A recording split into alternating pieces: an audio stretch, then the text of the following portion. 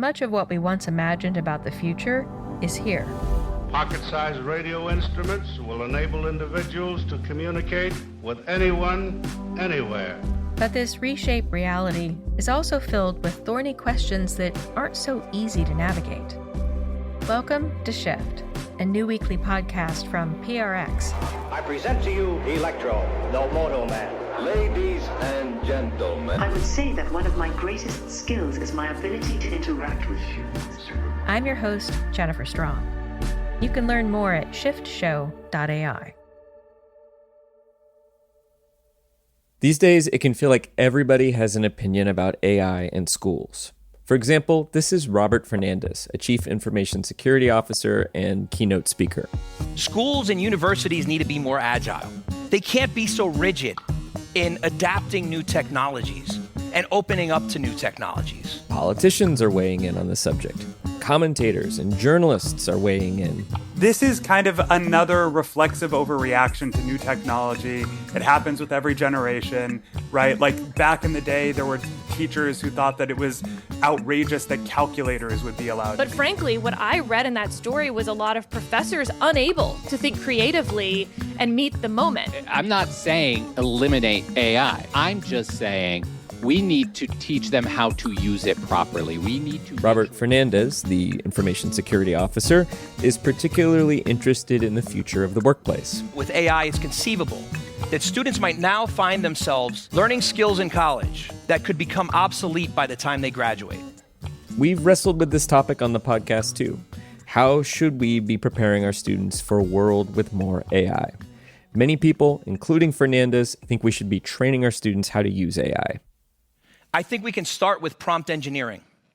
Now, if you're not familiar with prompt engineering is a skill in and of itself. It's knowing what to type into ChatGPT in order to get the best results.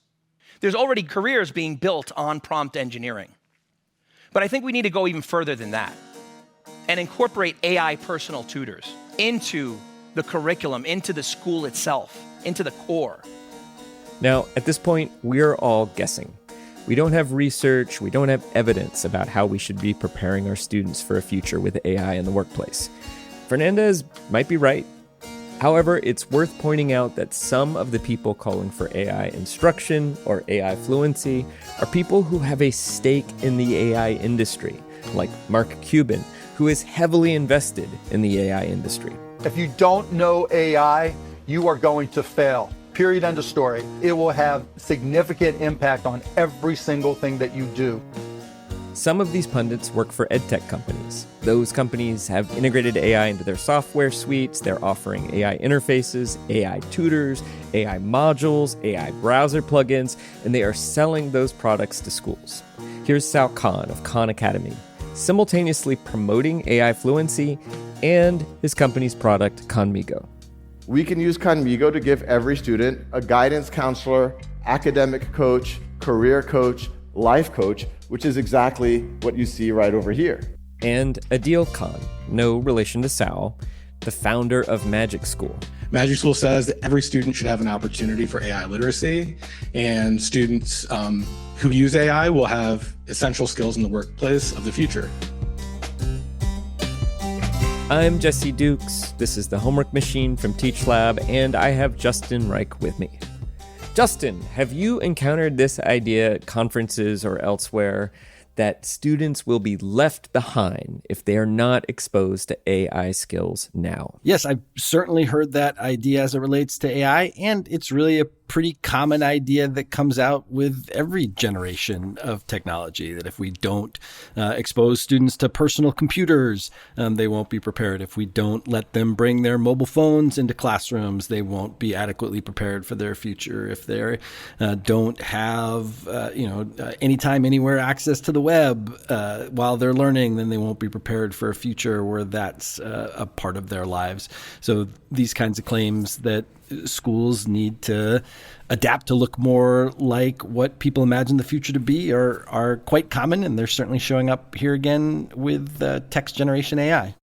Well, Justin, on this series, we've heard stories from teachers encountering cheating, trying to help their students make wise decisions. We've heard from the students, and we're actually really lucky because we had a chance to really immerse in a school system that is actually going all in on this idea that students need to be exposed to AI. And that school system is in Winterset, Iowa. So I want to bring in our colleague, Andrew Meriwether, to talk about Winterset, Iowa. Hey, Jesse. Hey, Justin. How's it going? Great. Thanks for joining us, Andrew. Winterset, Iowa. Where is that? What's going on in Winterset? It's a great question. So just to give you sort of a geography of where Winterset is, it's about a 40-minute drive southwest of Des Moines. And so it's a very rural place, lots of farmland and filled with like cute, tiny one-street towns. But it does have some fun claims to fame. I found out that it's the birthplace of the actor John Wayne of Western films. And I don't know if you're familiar with the 1995 romance Bridges of Madison County.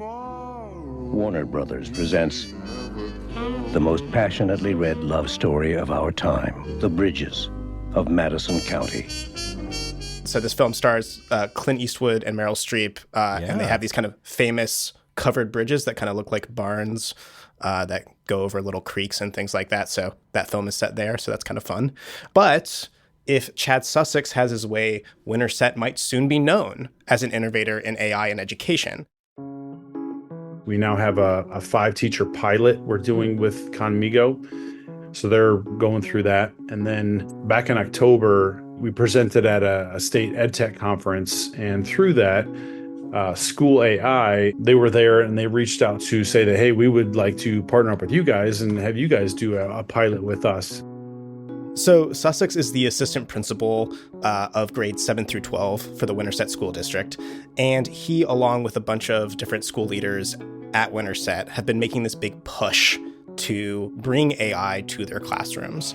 And he really feels like AI is going to be this transformative technology, and that if you don't introduce AI soon, that students are going to be left behind. If you aren't incorporating something with AI, then your students are going to miss the boat on something and they're not going to be ready for what's going to be in their lives. And they have been really opening the floodgates and saying, hey, let's bring AI to our school, and doing all of these different initiatives. And they offered for us to come out there and see what's going on. And so I went out to Winterset to see how this adoption was working out. And there is so much to unpack about what is happening in Winterset. It's a fascinating place. But the place that I want to start with you, Justin, is somewhere where I totally did not expect AI to be relevant at all.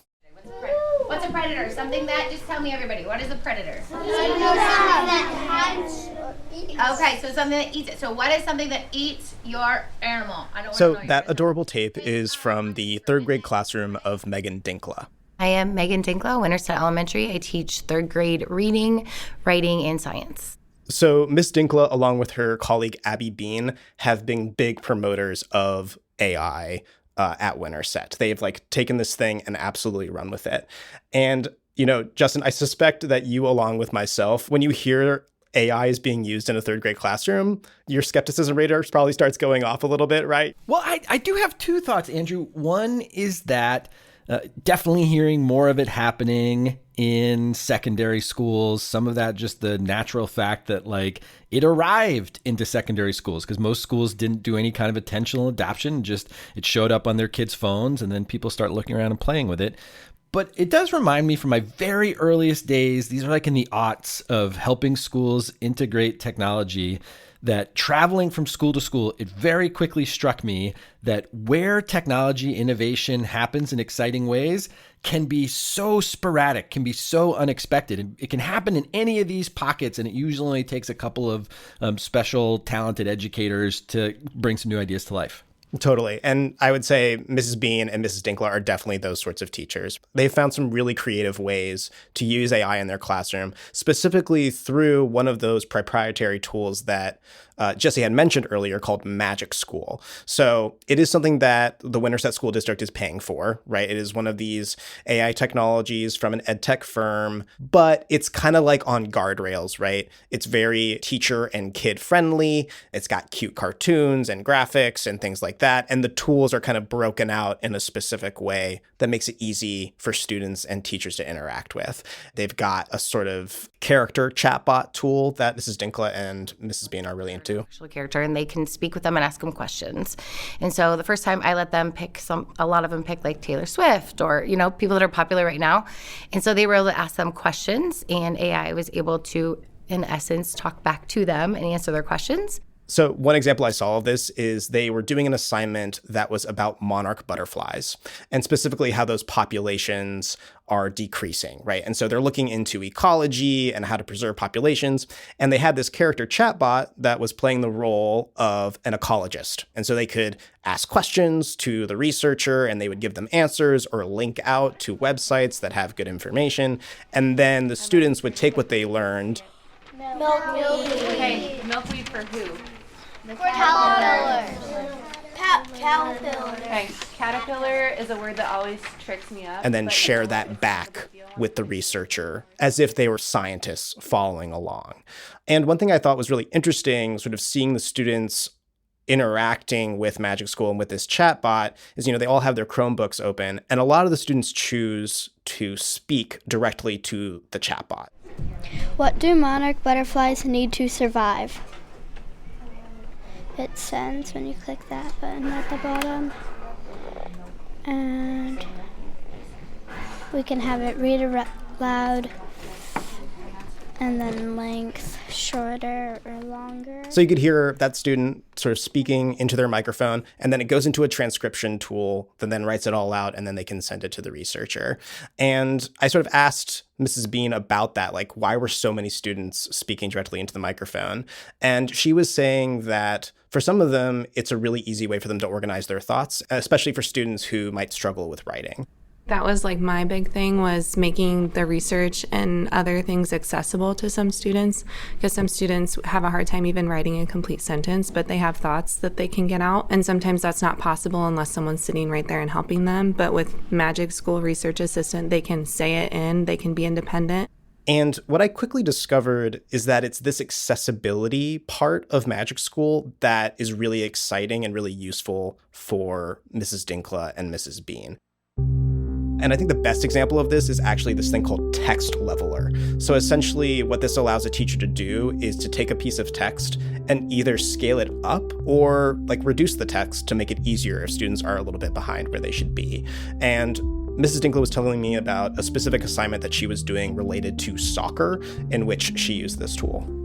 I have students all the way from reading at like a 900 Lexile or even to 1,000 for comprehension, and are very fluent readers. And so for them, I just said, please give me a 3-page passage about soccer in the United States at a 6th grade reading level. And so then from there, I just copied that text and said, take this text and make it at a 3rd grade reading level, or make it whatever level that I needed. So it's just taking those same words, it's just simplifying the vocabulary words and making it easier and more accessible for them to understand. And I thought this was super clever, right? It's nice that you can serve students that are ahead as well as students who might be a little bit behind and need a little bit of support. We're just allowing them to be successful at their reading level for what it is that they're working on. So it makes things a lot easier for us. It makes students feel a lot more included. So that's been a huge benefit. Well, it's fabulous. There's a theory of instruction design called universal design for learning. One way to frame it is that when we have learning goals for students, we should give them the resources they need to be able to achieve those learning goals. A lot of times that has been applied to things like when you have English language learners. If you have English language learners that are coming to math class, teach them math in Spanish or whatever their home language is, because the goal of that class is not to get them to do English. It's to get them to keep learning algebra. And I think these translation tasks are the kinds of things where it seems like large language models are really going to shine for the foreseeable future. Yeah, it feels like it's just really emphasizing the things that AI is super good at right now. And translating language, turning language into something else, it is just exceedingly excellent at that. But as you're sort of putting your finger on, Justin, they're really building on ideas that were already existing. This is how you support students who are exceptional. Here's how you support students who need a little bit of a boost or need a little bit of help because they're struggling with a reading assignment. But they're just doing it using this sort of new tool. And it's not actually just Text Leveler where they are figuring out ways to increase accessibility. I feel like another place that they have really succeeded, and this is kind of another place that AI is super good, is for brainstorming. One thing that Mrs. Bean told me about was this tool that they use called choice boards. And that kind of gives you a quick, easy way of giving students lots of choices when working on a task. So it can be centered around the same standard or the same project, but it's going to offer like 8 different ways that they could complete that and show they understood what they were learning. So what the tool does is it gives the students a series of prompts, and they can choose which of those prompts to complete an assignment. So one prompt will say, here are a bunch of instructions, students, for your U.S. state project about how to make a vacation pamphlet. Here's a bunch of instructions about how to make a memorial to the state bird. Here's a bunch of instructions about how to make a diorama of the state capitol, those kinds of things. Exactly, yeah. And that can either be presented directly to the students, or the teacher can use it in their lesson planning, and then they figure out how they want to present that to the students. But in either case, it's basically spitting out through some prompting from the teacher, like, hey, here's a bunch of different ways that you could think about students completing this assignment, given the learning outcomes that you wanted to have. And so, this isn't exactly the same sort of direct accessibility that Text Leveler is offering, but what Mrs. Bean said is that it really helps students sort of stay engaged. So that just kind of gives all students a little more choice, which makes them more willing to work hard on it. And then, like I said, for some of those students that might have struggled with it one way, now I have 8 more other things they could try if they wanted to. I think the big innovation that they've sort of discovered here is the efficiency piece. So something that might have taken them an hour or 2 hours to think of the assignment and then all the different ways that you could iterate it and testing it out and finding out which things work, they're able to do it sort of in a matter of minutes. It's just giving me those ideas. I could sit and think, but this literally within a minute or less, I can say this is what I'm looking for, and it's going to give it to me. Or if I say this is a standard or this is a lesson, how can I make this more engaging? And it just generates ideas, and we use those quite a bit to kind of change up our instruction.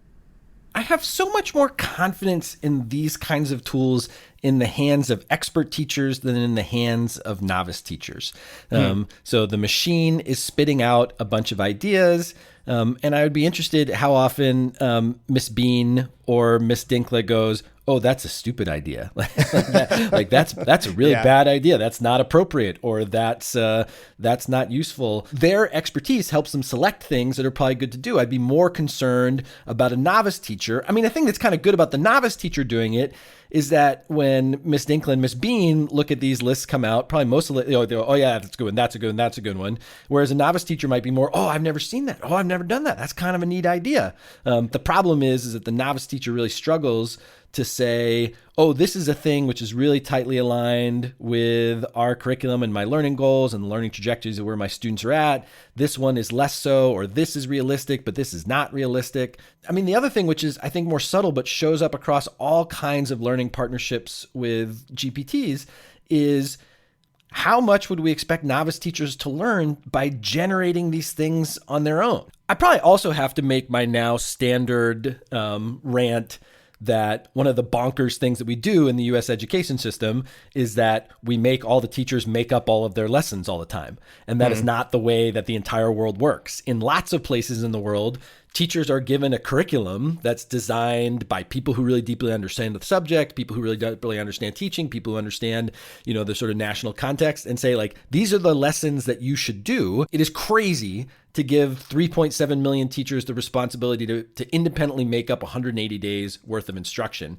That is unlikely to lead to really high quality outcomes. If we make that probably poorly designed process slightly easier and more efficient, that still may not be getting us to really good outcomes. And I do think you're bringing up another point that I think is important to say, which is that Mrs. Dinkla and Mrs. Bean are indeed rock stars, and that all of this learning how to use Magic School and how to incorporate it into their curriculum and all that took a lot of extra time and a lot of work on their part, and that not all of their colleagues are equally as enthusiastic about AI. And in fact, they told me this one story about a fellow third grade teacher that they have. His name is, we'll just call him Michael for the sake of this story. Because he was trying to find all these fluency passages. He had So a fluency passage is essentially a small piece of text that you give to a student to assess their reading level, right? So you're looking for mispronounced words, repetitions, stumbles, that sort of thing.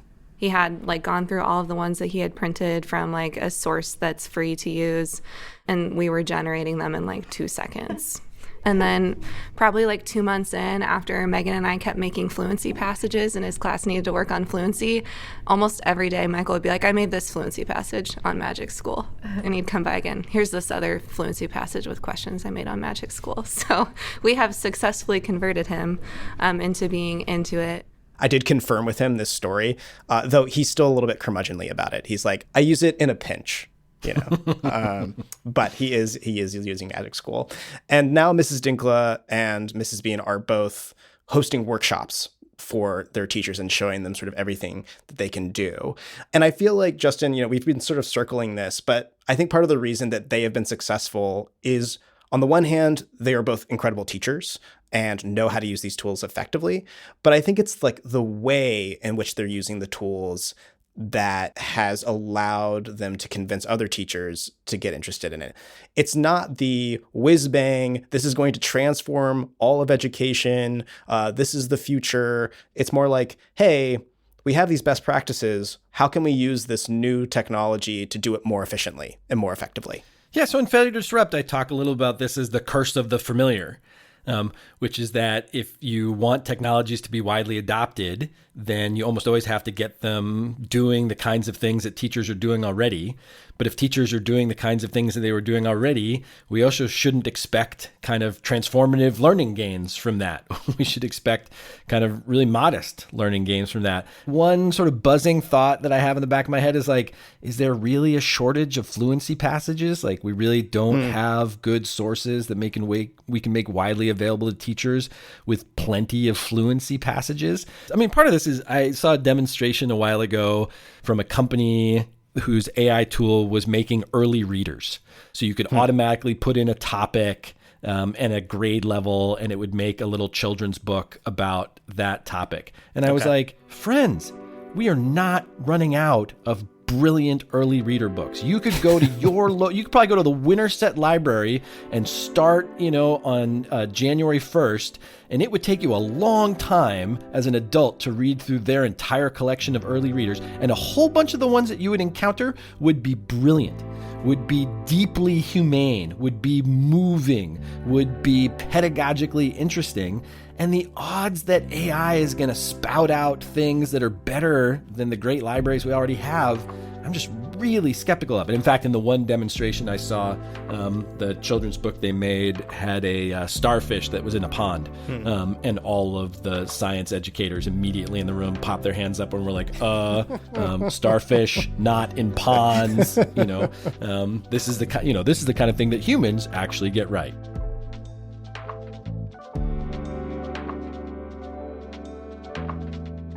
One thing I do want to make sure I emphasize is that Mrs. Dinkla and Mrs. Bean are not the only people who are using AI in effective ways that I saw at Winterset. Mr. Bradley, who teaches middle school math, he is also finding really clever ways, specifically through almost creating his own version of photo math, right? Where you can take a picture and upload it, except instead of using it to cheat, he has created a custom chatbot that will walk students through the problem. And at the high school level, even if they're not using Magic School, whether it's ChatGPT or Perplexity AI or some of these other tools, people are trying it out. But I would say as soon as you start getting into the high school level, we start running into a lot of familiar problems that we have seen throughout this podcast series. And there's one English teacher that I talked to who has been facing this problem head on. My name is Sarah St. John, and I am a teacher here at Winterset High School. I teach high school English, so 9 through 12, but right now mostly sophomores and juniors. So if Abby Bean and Megan Dinkla are the sort of champions of AI at Winterset, Sarah St. John is definitely the skeptic. I don't use it as a teacher. I mean, I know that that's a big push that we're being told to use Magic School and all of these other things. I don't. I've been teaching for a long time. And part of her skepticism is that at the high school level, St. John told me that cheating has been a problem. It's actually gotten bad enough that at least in the English department, they started tracking students across classes. the same kids kept turning in AI documents. And so, if it's a habitual problem, we need to make sure that it's an ethical situation that maybe we tackle as a school rather than trying to tackle it on our own individually each class period. So even though Sarah St. John doesn't use Magic School or any of the sort of AI-powered ed tech, she has experimented with having her students use Perplexity AI, which is an AI-powered search engine. We use Perplexity AI in order to ask it what about Victorian culture is ripe for satire. And it came up with a whole bunch of different ideas for us.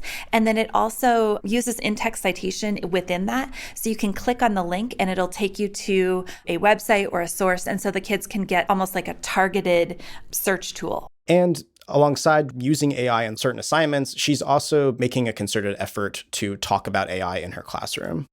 Always make sure when you're using AI tools, if you're unsure of, is this appropriate use or is this something that I'm allowed to be using, you can always ask. I always say, when in doubt, ask. As a teacher, I'm interested in what you can do with the skills that I'm assessing. So if I'm not assessing that particular skill right now, then it's probably okay to use an AI tool for it. However, if I want to see your ability to use literary devices or rhetorical devices in your writing, if I want to see how you structure sentences and how you transition between paragraphs, am I okay with AI generating text for you? Probably not. All right, because I really do. So similar to what we've heard from some other teachers, she's tried to create a chart that sort of says, hey, this is when it is appropriate, this is when it's not appropriate to use AI, and really trying to express to her students, I'm okay with these tools existing and with you possibly using them, but, here's how to know when you're crossing the line. I don't know how much of a good job you've done finding the skeptic, Andrew. This seems like someone who's pretty on board with trying to figure out how to make this work. Don't worry. The skepticism is coming a little bit later on. Okay, good. Andrew, we've heard of a few other schools that have gone all in on AI in this way, and they're pretty rare, even 2.5 years after ChatGPT appeared. And often we've observed it might be one person at the school or the district who has the energy and the interest in AI, and that person has the capacity to lead a complex adoption process. Yeah, and that pattern definitely holds true at Winterset, and that person is Chad Sussex. So he's super energetic. He's a guy who's really passionate about his school. Just as an example, when I was there, he has these Nike Dunk shoes that are color coordinated with the colors of the school. Wait, what are the school colors? Oh, they're black and yellow. So also they're quite vibrant. Yeah. Bees. They're actually the Huskies. Okay. Which will become very relevant later on. So much foreshadowing in this episode of Teach Lab. I'm just laying. Usually not a literary device we use, but Miss St. John inspired us. Exactly. So he's just a really passionate guy, right? And he is also somebody who is really good at making things happen. And as soon as he saw that AI was a huge opportunity, at least in his mind, he kind of saw it as a way for him to put his more rural school district on the map. And I think for him, that means more attention, more resources, more funding. And one, I think, clear example of this is that he brought up an example to me about Philadelphia and this thing that was happening there.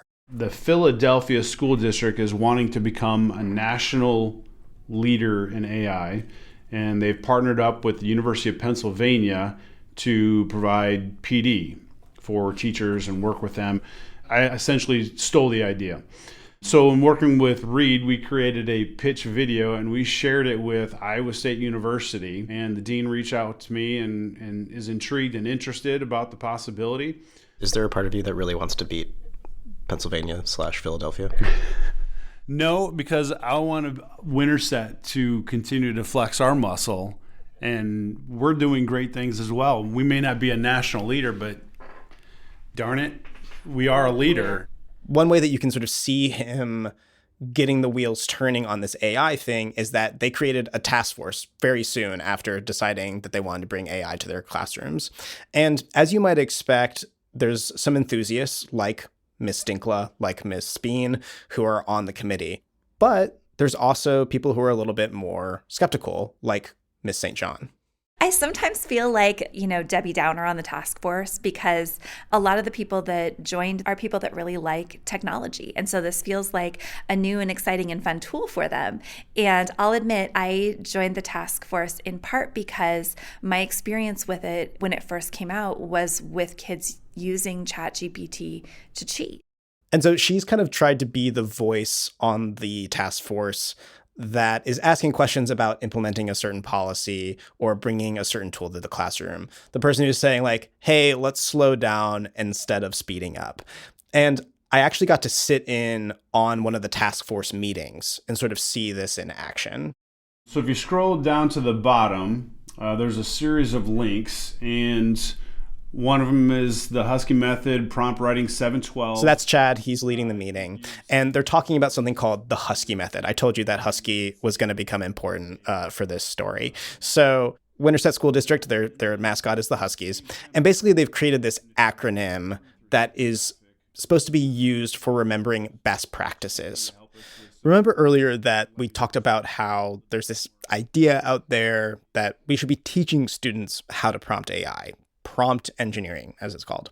And there's this acronym out there that people use to teach prompt engineering. Yeah, this ROADS acronym, which is role, objective, details, examples, sense check. All right, so some kind of... Exactly. It's the same thing, but using different language so that they can spell Husky. And Chad basically poses to the group, does anybody have any ideas for how to improve this acronym, things that folks want to contribute? And some people say like, oh, we could adjust something here, change a word there. And then Sarah kind of jumps in. I think as simple as we can make it is probably good. Okay. I like so that like idea. remembering you and it's use role play. Role play is the key phrase there, not use. Mm-hmm. Okay. I'm going to specify the output, I don't know. Anyway. She's basically saying this doesn't make a ton of sense. Andrew, I've made a lot of visits to schools where I've gotten to see really well-developed things that schools are really proud of. But it's kind of special here that you got a chance to be right in the mix with a school that's just at the beginning of figuring this out. Like you're sitting in the meeting where they're figuring out how they're going to implement teaching about AI prompting, this thing which is new and controversial to all of them. Totally. It was incredibly generous of them to give us this sort of access and really see what these meetings are like and how they work. So anyway, there's sort of an awkward pause in the conversation after sort of Sarah has pointed out this flaw with the sort of Husky method. And then Sandy, who's one of the co-authors of the Husky acronym, sort of decides to speak up. Sarah has a really good point with like the use role playing, where the focus is on role playing. Are they going to remember the word use? We're forcing it into an acronym. So are you thinking, Sarah, that this is just not going to be real memorable because the acronym isn't exactly the focus of the words? I guess that's kind of where my head was at. And I also, I liked the ROADS one. I've used that, a little bit just playing around with it. And I thought if that's a model that already exists, that might be something that, I teach juniors, and so we're always thinking about what's going to be transferable when they leave here. And Reed, I didn't mean to say that like I love that you put this together, and I love that it like I think the graphics are really cute. I love all the examples. I think it's like these big foundational questions that Miss St. John is really, really good at, right? Like she is asking hey, I know this Husky thing is kind of clever and we like that, but what's going to be most transferable to these kids when they go off to college? Like, how are their professors going to talk about this? They're probably not going to use Husky, right? They're going to use ROADS or something that's a little bit more universal. Sarah also thinks that it's important that the AI committee talk more about an underlying question, which is how much should AI be in schools at all?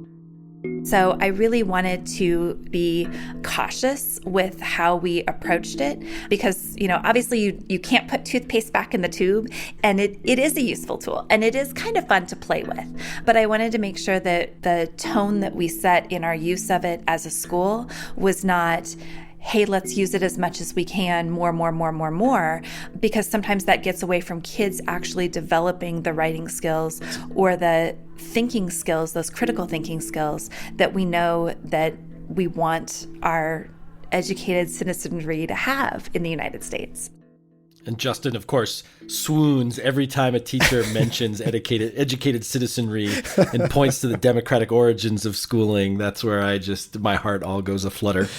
Yeah, Justin, you would have really vibed with Miss St. John. When I was sort of fascinated by this dynamic. And so I actually went back to Chad to ask him about Miss St. John's role on the team. Early on, it was a little bit frustrating from my point of view of hearing some of the Debbie Downer type of comments. And, here's this guy, he's trying to get this new initiative off the ground. And you've got this person on the committee who's saying, wait, I actually don't think this makes sense, or kind of gumming up the works a little bit. But he said that it didn't take long for his mind to change on that. By the third task force meeting, I actually genuinely appreciated the comments that she would offer the group and for us to think about.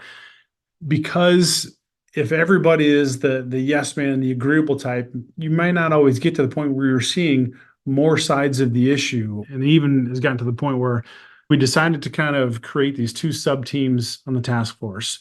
And one is for academic integrity. And I asked her if she would lead the academic integrity, sub team. And she is. And he even said that, if somebody were to come to him and ask for advice about starting their own AI task force, that he would encourage them to have a skeptic on the committee. I think it's important to have one. And if you don't, it's important to get one on the team, just to have those engaging conversations that hopefully lead to a more well-rounded system, a policy, a practice. Yes, it might feel a little bit uncomfortable. It might feel counterproductive a little bit at times, but I would just say I think that's not entirely accurate. I think it leads to more productive, more beneficial things.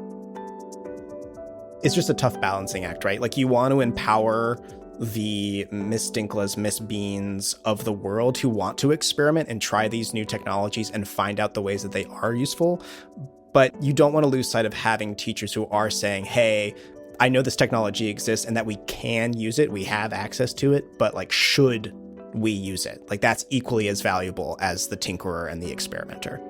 Insert Jeff Goldblum Jurassic Park meme here. Your scientists were so preoccupied with whether or not they could that they didn't stop to think if they should.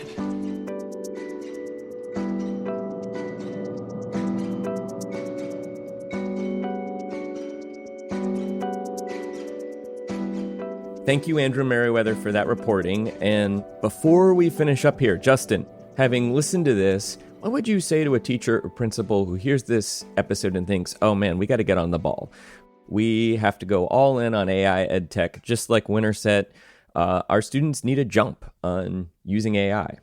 Figuring out what people need to learn to be thriving adults and for us to have healthy democracies is an incredibly difficult question. It's a question about predicting the future, and the future, some things stay enormously consistent and some things change a lot. I think when schools say, here's a new technology, and we think this is going to both create interesting opportunities for people in the future, but also just be a novel site for inquiry right now. It's going to engage our students. It's going to let us do cool things. It's going to let us ask interesting questions. I think that's terrific. And so I think what Winterset is doing by exploring this particular technology can be a great strategy. However, there are lots of ways out there of making school better. You can make schools better by giving students more choices about what they want to explore. You can make schools better by reorganizing your curriculum about really interesting projects. You can make schools better by having people deeply understand core pieces of knowledge that human societies have valued for a really long time. One option is exploring new technologies, but that one option sits amongst lots of other totally viable options for making schools better. There are these schools that are technology forward and want to go all in on AI, like Winterset. Is there a value in there being a vanguard in having a few schools that dive in this way and experiment with the technology and try adopting it, encourage their teachers to use it? I think the value to the broader educational system and maybe to the schools themselves, unlocking that value really depends on assessment and evaluation. It's not enough to just go and say, here's a new thing. We're going to go all in on this new thing. did this improve learning? Did this improve the things that we care most about? If people are bringing lots of AI into the language arts classroom and into writing, are people getting better at writing or not? So I think we're incredibly fortunate to be able to have this access into Winterset, to be able to hear what Chad and Sarah St. John and all of these other terrific teachers are doing and working on. And if I have a challenge for them, it's a challenge that I've issued to many schools that are doing new kinds of work with technology integration, which is it's really important to evaluate whether or not these new initiatives are actually working. If we're going to ask teachers to put in a whole bunch of work to change their practice, if we're going to tell students that we're preparing them effectively for a new kind of future, we really owe it to them to say, all right, do we have evidence from a variety of different sources that these new practices are actually leading to improvements? Well, Justin, next week we'll hear more experiments with generative AI. Our next episode is going to feature teachers and some students who say they have found ways to use AI to support learning. Some say it's made a big difference in their work. Being able to work with the smartest curriculum designer that's ever existed and have that at my disposal is incredible. That's next time on The Homework Machine. This episode was produced by Andrew Meriwether and me, Jesse Dukes. We had editing from Ruxandra Guidi and Alexandra Salomon. Reporting and research for the Homework Machine series from Holly McDede, Natasha Esteves, Andrew Parsons, Marnette Federis, and Chris Bagg. Sound design and music supervision by Stephen Jackson. Production help from Yebu Ji. Data analysis from Manee, Ngozi, Nnamani, and Manasa Kudumu. Special thanks to Josh Sheldon and Eric Klopfer. Administrative support from Jessica Rondon. And I want to tell you about our Parallel Project, a guide to AI in schools, perspectives for the perplexed, by educators and for educators. It's a guidebook based on the interviews that we are featuring in this podcast series, and it's designed to support teachers and other school leaders as they determine what AI policies or guidelines to craft. And like this podcast, we are not prescriptive. The guidebook does not tell you what to do. It's a guide to what teachers and school leaders say they've experienced as they've put policies and guidance in place. You can find that at tsl.mit.edu/AI guidebook. It is totally free. You can download it and you can adapt it to your own needs.